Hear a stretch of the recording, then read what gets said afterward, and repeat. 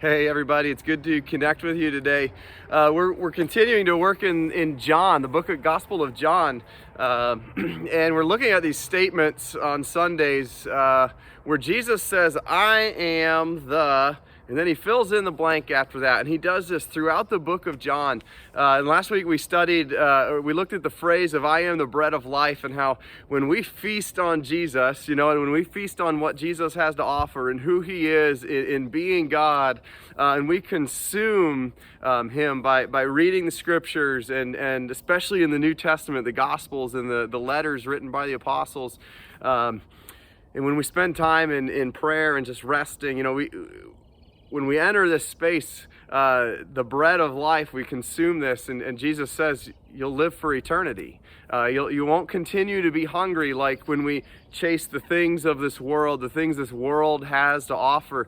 And so this week, as I continue to study, we've got this space that kind of feeds off of that. When we feed on Christ, we live for eternity. And when we live in this space, we live in what Jesus will say this week when he says, "I am the light of the world." And so it's kind of another illustration here of the world being darkness. If you've ever tried to walk through a dark room or walk through the woods at night, it's really hard. And how important is it, especially like if you're out in the woods at night, even the little bit of light that the moon will give off, it can help us see our trails. But when it's super, like if it's cloud covered, it's really hard to navigate, right? And Jesus says that's like walking through this world without him. But he is the light, and how important then is light, right? When we go into a dark room, what's the first thing we do? We turn on the light. Then we can see, right? We can move with purpose, and that's what we get when we have Christ in us. When we're in Christ and Christ in us, then we have this light, and it shines what our purpose then for life is going to be.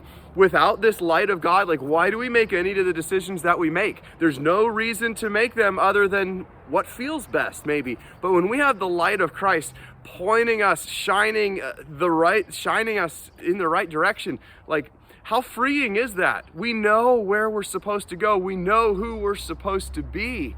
And it's just such a wonderful space.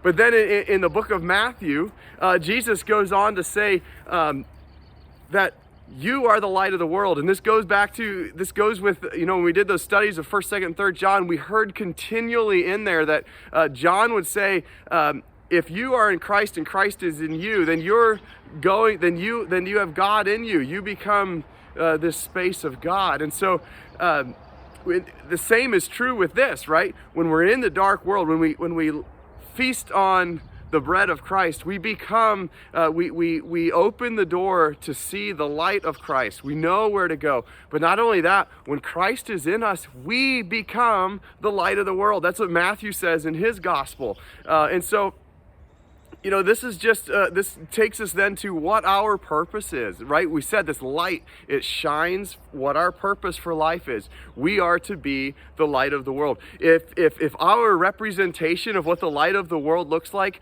points to anything other than Christ, then we're not fully living in the light.